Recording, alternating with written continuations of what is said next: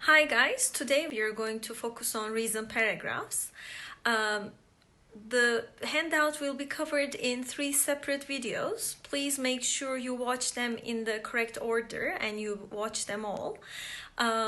It would be a good idea to watch the grammar handout videos first because they will help you to write your paragraphs better. After you watch all these videos, you will share your paragraphs at the end of the writing handout with your class teacher. And have a look at task 1 and task 2 under part A, revision, and do the tasks on your own and check your answers. The video will start with page 2, stating reasons in a paragraph section. This handout focuses on reason paragraphs, so therefore we will start focusing on writing a topic sentence for a reason paragraph. There are 4 sample topic sentences here, as you see. Let's look at the first 2 examples first. People learn English for 3 main reasons, or there are 3 main reasons why people learn English. These 2 topic sentences are good topic sentences, and as you may know, they are called closed topic sentences because there is a topic, people learn English, there is a controlling idea for 3 main reasons, but the reasons are not stated openly. The major ideas are not seen in this topic sentence. Or here, look, why people learn English, 3 main reasons. But what are these reasons? We cannot see them in these topic sentences. So these are called closed topic sentences, and you can also use them in your paragraphs. But you can also have topic sentences like these. We call these open topic sentences because the majors are stated openly. Look, people learn English is my topic sentence because they want to get a good job and they want to learn about other cultures are my controlling ideas, but they are stated openly. I can see the majors openly. Or have a look at this. Getting a good job and learning about other cultures are the 2 main reasons why people learn English. So again, I can see the majors openly. And if you want, you can also have an open topic sentence in your paragraphs. Just be careful. Both majors that you have in your topic sentence should have the same structure. For example, here we have a gerund for the first major and gerund for the second major. Or if you want, you can state them in full sentences as long as both of them are full sentences, as here. Okay? Sentence and sentence, or gerund and gerund. Okay. All right. So now it's time to do some practice. You can pause the video now and read the paragraph and choose the best topic sentence. Later we will discuss all the alternatives. All right, so maybe you checked the answer already. The correct answer is D. Why? Because when we look at the major sentences only, we can see that the major sentences focuses on cities and increasing industrialization, many schools which were established to educate children of the new factory laborers in the cities. We understand that from the minor here. And in the third major, again, we see as the cities grew here, for example. So we understand that the whole paragraph focuses on cities and their growth. So therefore, when we look at the alternatives, we see that D is the best alternative because it mentions contributions to the increase in urban populations. However, when we look at A, B, or C, we see that their focuses are not the same. For example, in A, there are several reasons that make rural areas ideal places to live in. Because of rural areas, we cannot choose this alternative. Or look at B, the decrease in rural populations again. So that's not the focus of this paragraph. Or in C, look, the Industrial Revolution of the 19th century has had a negative effect on farming. We don't see farming in all majors here. The topic sentence that I choose should include all the majors here. Okay, don't forget that. All right. Now it's time for task 4. In task 4 this time, you are going to write a suitable topic sentence for each paragraph and there are no alternatives. You can pause the video and focus on both paragraphs and take your time.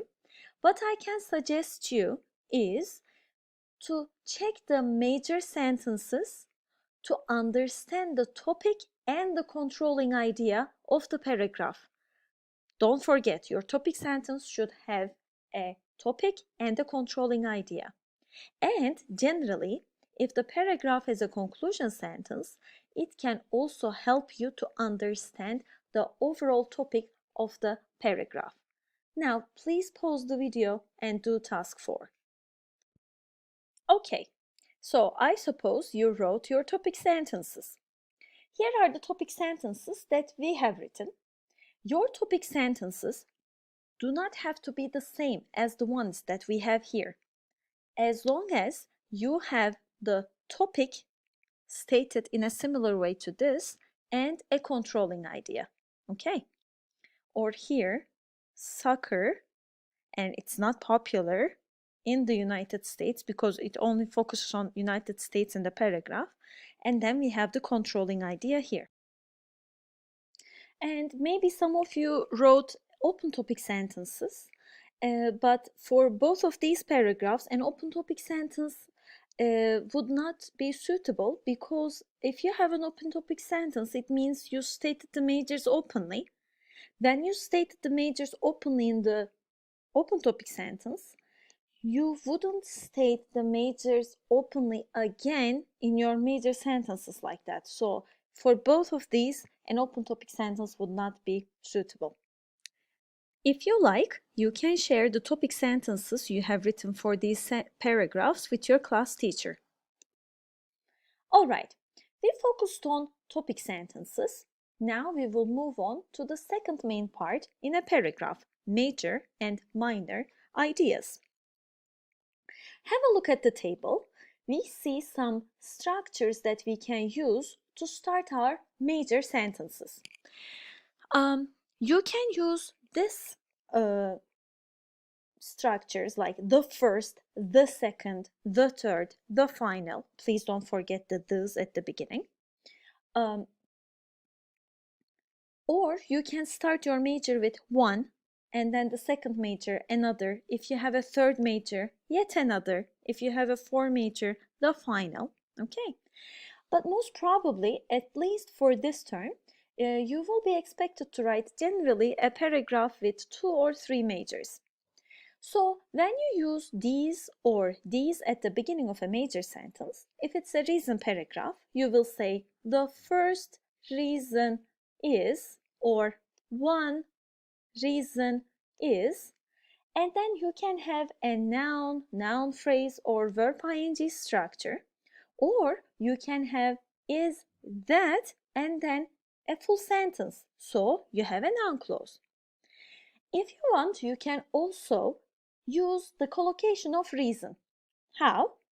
The first reason why, and then you state the topic here in a full sentence form, and then you write is, and then one of the structures here. It is good to use this structure from time to time to remind the reader of your topic. Let's have a look at the example. The first reason why, and then look, we have a full sentence, people learn English. That's my topic actually. So the first reason why people learn English is better job opportunities. So the writer used a noun phrase here, but if you want, look, is getting a good job, a verb ing structure. That's also possible. Or look, the second reason is that people want to learn about other cultures. A full sentence. Okay. And the second alternative is to use these enumerators here. First, firstly, first of all, to begin with for the first major. Second or secondly for the second major. If you have 3, you can use third or thirdly or finally. Okay. And then you have a comma. Don't forget the comma. And then a full sentence. Let's look at the examples. Firstly, people learn English because they want to get a good job. Secondly, comma, again, firstly, comma, secondly, comma, people want to learn about other cultures.